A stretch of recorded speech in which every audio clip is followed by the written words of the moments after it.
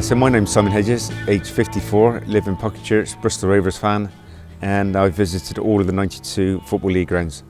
So I guess, yeah, first introduction to football and Bristol Rovers was my dad, my uncle and my granddad. They all lived literally within 1 mile from the old Eastville ground, and yeah, that was where it all started. Probably the earliest memory is against Southampton in the FA Cup 1978. When Paul Randall scored 2 goals. That is my earliest memory. Yeah, my dad took me down, and I think there was about 28,000 down at Eastville. That was the first memory, and still now one of the greatest memories of the whole duration, really, of watching Rovers.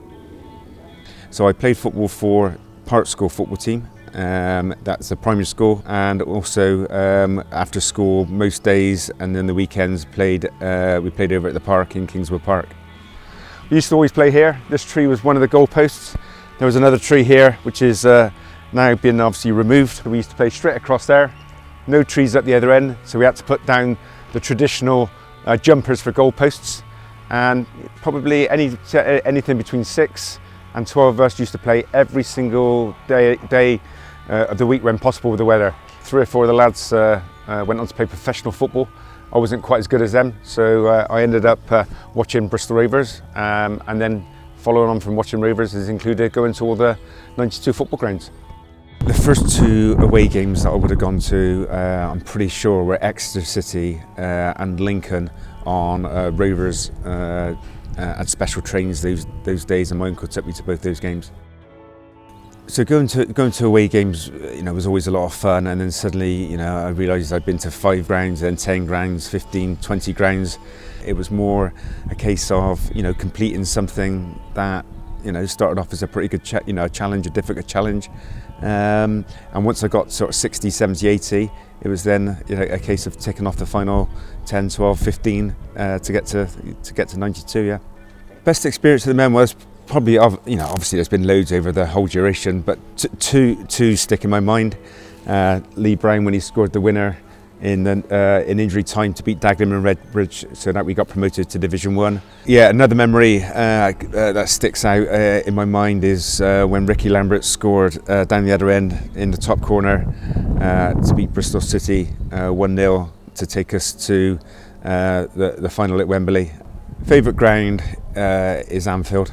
Probably been there 15, 20 times over the years. Back in the days when you could stand on the Kop, lucky enough to do that. Seen Liverpool play a couple of the big European games, and obviously seeing Rovers play at Anfield was probably one of the highlights over the whole 30 years. So it got to a stage where I got really close, and I wanted to finish on a really good ground, and also Rovers playing as well. So I mapped out that we were playing Sunderland in the new ground, the Stadium of Light, but I needed to go to Hull City in Colchester United to get me to that 92nd ground. We got the train up on the Saturday. I had pictures taken outside the ground with my son Jamie, which was quite a special moment. Got one of those pictures framed at home with the programme signed by all the players. After all those years, a real special moment, yeah.